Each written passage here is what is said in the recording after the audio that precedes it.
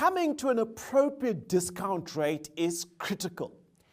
The discount rate must incorporate the following considerations. One, it has to incorporate the cost of capital for the potential investor in the project or venture. It must incorporate the required rate of return the investor wants to generate. It must also incorporate other market and business considerations, and then any other applicable factors that relate to this project. So coming to an appropriate discount rate is absolutely essential. Let's just do a very, very quick example to illustrate this point. Group 5 is considering building a concentrated solar power plant in the Northern Cape. The plant will cost 5 billion, all of which will be borrowed from the bank at an interest rate of 11%. Group 5 would like an effective return of 5% per annum on the project. Due to projects of this nature being new and the pioneering technology being utilized, it is considered a high-risk project. What I want you to do is to consider and calculate the discount rate you would apply to this project. Now, I want you to press pause and give yourself about 3 minutes to think through and answer this specific question. Think through and answer this specific question. In my solution, I've extracted my cost of capital at 11%. My required return as an investor is a further 5%, and I've added this on. I've also added on a risk premium. I've applied a risk premium, which is highly subjective by way of a 4% addition to the discount rate. Now, that would lead me to apply a discount rate of 20%. Now, you may have a different discount rate to this one because you have applied a different risk premium. That's absolutely fine. What we're trying to do at the moment is to convey the principle.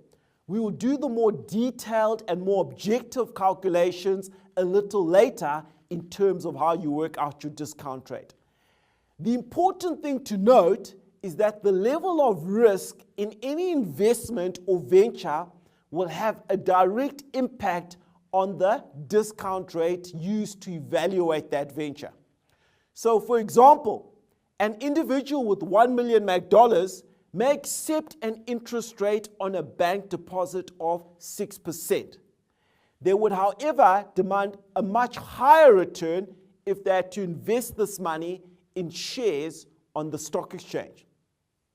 And whilst there's a relatively scientific and objective methodology for calculating an appropriate discount rate, it also requires a degree of professional judgment. It requires some business acumen. It requires the assessment of risks, and it requires a consideration of the potential profitability of the envisaged transaction. Let's just land this clip with one more example to make my point regarding the link between the risk and the discount rate. Tanaka Limited is considering starting a venture in diamond mining.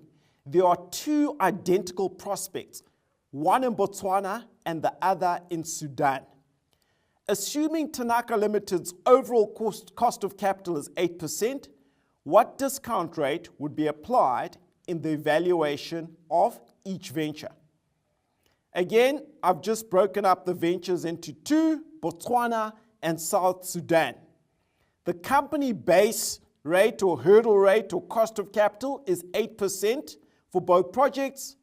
I've then gone and added a country risk premium, 2 for Botswana because it's predictable, it's safe, it's been like that for many, many decades. But I've added a risk premium of 5% for South Sudan because it's been going through and is still going through some major difficulties. I've also put in some project-specific risk premiums, 1% for Botswana, 6% for South Sudan.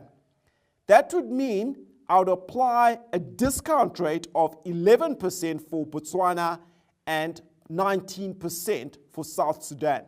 South Sudan is relatively riskier and has got a higher discount rate. Botswana is relatively less risky and has got a lower discount rate of 11%.